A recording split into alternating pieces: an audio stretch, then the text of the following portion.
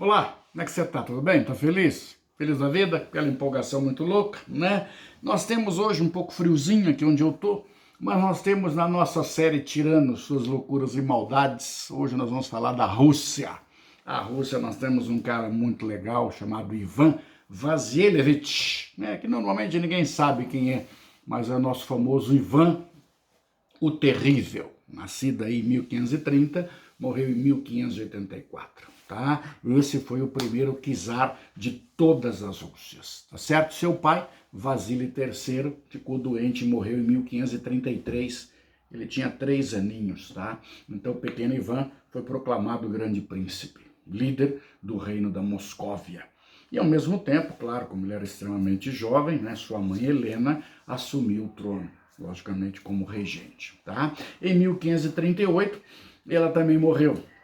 E, logicamente, ela teria sido, segundo as más línguas, envenenada pelos boiardos. Boiardos seriam a nobreza proprietária de terras da nossa Rússia, extremamente poderosa, que, logicamente, queria influenciar naquilo que seria o governo. E então, nosso pequeno e jovem, né, Ivan vai simplesmente ser o quê? Vai ser o nosso grande rei, nosso grande imperador de todas as Rússias, o nosso grande czar de todas as Rússias, tá? Que vai reinar durante 37 anos. Detalhe interessante, extremamente sanguinário, rezam as línguas aí que matou o próprio filho, surrou a nora até provocar um aborto, simplesmente porque ele não gostou da roupa que ela estaria utilizando. Dizem as más línguas que ele teria afirmado que todos os soberanos russos são autocratas e ninguém pode lhes apontar defeitos. Olha que cara modesto, tá? E o monarca pode exercer a sua vontade sobre os seus escravos que Deus lhe deu. Então os súditos eram vistos simplesmente como escravos. E se você não obedecer o soberano, quando eventualmente ele comete uma injustiça, você não só se torna culpado de um delito grave, como também perde a sua alma, pois o próprio Deus ordena-lhe obedecer cegamente ao seu príncipe.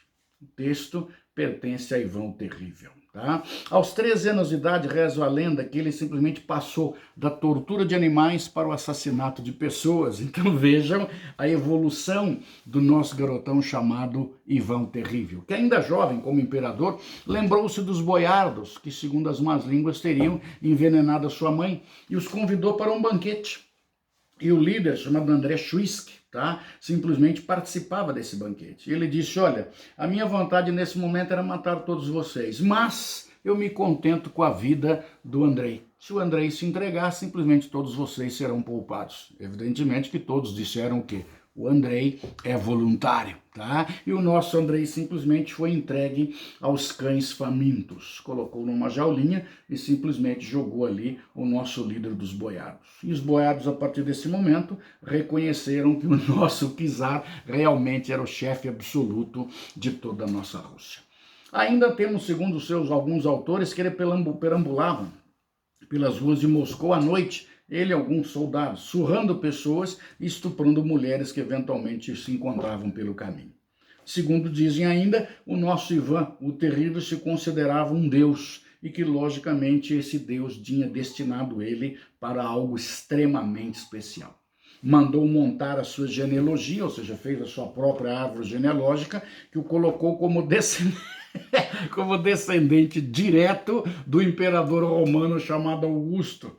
Você vai dizer, meu, o cara era meio fora da casinha, mais ou menos, tá? Casou-se pela primeira vez com Anastácia Romanovna, numa tradicional cerimônia na Rússia chamada Smotrine, tá? Onde a cerimônia consistia que as princesas e as filhas de nobres, todas elas virgens, eram apresentadas aquilo que seria o nosso czar. E ele escolheu então a nossa Anastácia, onde dizem simplesmente que ele passou a amá-la loucamente. Dizem até que ele passou nesse momento a ter alguém a quem ele pudesse amar. E ele a chamava carinhosamente de Bezerrinha, um troço um tanto quanto estranho, tá? Mas casaram-se em fevereiro de 1547. O porquê que ele chamava ela de Bezerrinha? De Bezerrinha, eu não sei, tá? Mas era, segundo as más línguas, um tratamento carinhoso, tá? Teriam vivido felizes por 13 anos. Anastácia teve 6 filhos, 2 dos quais sobreviveram. Detalhe interessante que nós temos ainda, olha só, em 1547 a cidade de Moscou foi consumida por um incêndio. Ele simplesmente dizia que aquilo teria sido um casamento, teria sido simplesmente um castigo divino. Então, ele resolveu fazer uma penitência pública. Olha que coisa linda, tá? E nessa penitência ele se cobriu de joias, se cobriu de ouro, prostrou-se de joelhos na praça, pedindo perdão a Deus pelo comportamento abusivo dos boiardos. Quer dizer, não, a culpa era dos boiardos, tá? E simplesmente ele colocou-se como protetor dos povos. E como ele disse que os boiardos eram os culpados, logicamente, os boiardos passam a ser perseguidos. Uma das famílias mais poderosas de boiardos da época era a família Glinsky, que simplesmente fugiu da Rússia. Tá? Em 7 de agosto de 1569, a sua amada Anastácia morreu. E ele, então, em penitência, caminhou descalço atrás do caixão.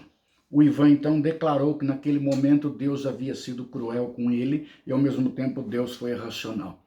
Portanto, ele disse abertamente que Deus o ofendeu. E a partir desse momento, portanto, ele também poderia ofender a Deus. Olha só, em 1561 casou-se então com Maria Tenrikyukovna, tá? Que morreu em 69. Casou-se na sequência com uma mocinha chamada Marta Subakin, que morreu 2 semanas depois, tá? Casou-se então com uma quarta esposa, Anna Koltovskaya, que ele enviou para um convento em 1575. Sua quinta esposa, olha que loucura, a nossa Ana Vassilchikura, tá? E logicamente que morre ainda na sequência. Olha que loucura, tá? A sexta foi a nossa garotona chamada Vassilissa, e essa mocinha simplesmente fez a tolice de arrumar um amante, cara. Olha que bobagem. Ela arrumou um amante que foi empalado em praça pública enquanto ela era obrigada a assistir o empalamento. Tá certo? E ela, na sequência, foi enviada para um convento. A sua próxima esposa, Maria Dolgorukaya, tá? Simplesmente ele descobriu, depois de 7 dias de casado, que ela não era mais virgem. E simplesmente ele mandou afogá-la. E por último, casou-se ainda com Maria Nagaia. Essa sim conseguiu sobreviver a ele, ou seja, ele morreu primeiro. Tá? Detalhe interessante, em 1564, no Natal, ele ameaçou abdicar. Olha que cara terrível. Fala, gente, eu não quero mais, eu acho que eu vou abdicar. Aí a nossa nobreza fez uma comissão, ou seja, montamos uma autoridade, um grupo de autoridades do clero da nobreza e pediu que ele reconsiderasse a sua abdicação. E ele então passou a ter ainda mais poder do que ele tinha, passando inclusive a ter autoridade sobre tudo e todos, inclusive da própria igreja. E aí então, já que eu mando em tudo, ele pegou a nossa Rússia e dividiu a Rússia em 2 partes. E disse, uma dessas partes vai ficar sob a autoridade do Ivan, porém com o auxílio de uma Duma, que seria uma assembleia. E a outra parte, que é a parte mais rica, seria um domínio exclusivamente dele. Ou seja, ele na realidade manda o quê? Em só tudo. Tá? Para simplesmente evitar que as pessoas pudessem lhe prejudicar, ele acabou criando uma polícia secreta, uma polícia política secreta, tá? Da Rússia, inclusive foi a primeira, Oprichnik, tá? Que essa Oprichnik, inclusive, dizem as más línguas que eliminou 10.000 membros da nobreza e confiscou terras de aproximadamente 12.000 famílias, tá? Acabou se mudando para uma cidade próxima a Moscou, chamada Alexandrovskaya Sloboda, tá? Cercado por 300 desses auxiliares dessa polícia secreta, cujo objetivo seria proteger a vida do nosso czar. Transformou seu palácio, ou melhor, passou a chamar o seu palácio de mosteiro, os seus guardas eram chamados de monge e ele era chamado pelos seus guardas de abade. E detalhe interessante, ele e alguns guardas normalmente a cada 2, 3 semanas visitavam as masmorras para que nós pudéssemos fazer sessões de torturas e execuções.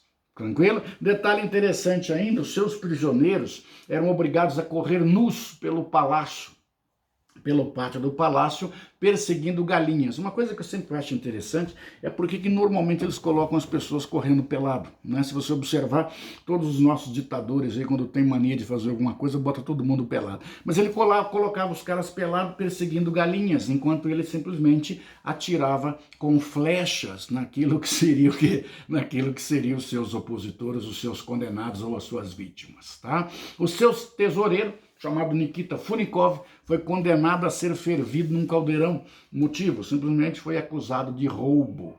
E quando ele percebeu que estava sofrendo uma forte oposição, acredite ou não, ele pediu asilo político. Ele pediu asilo político para Elizabeth I da Inglaterra, a nossa rainha virgem. Ele virou para Elizabeth I e falou: você podia me deixar escondido aí. A bem da verdade, você que é a rainha virgem, você não quer casar comigo? Elizabeth I disse o quê? Acho que não, né, cara? Mas ele chegou a fazer proposta de casamento para aquilo que seria a nossa Elizabeth I.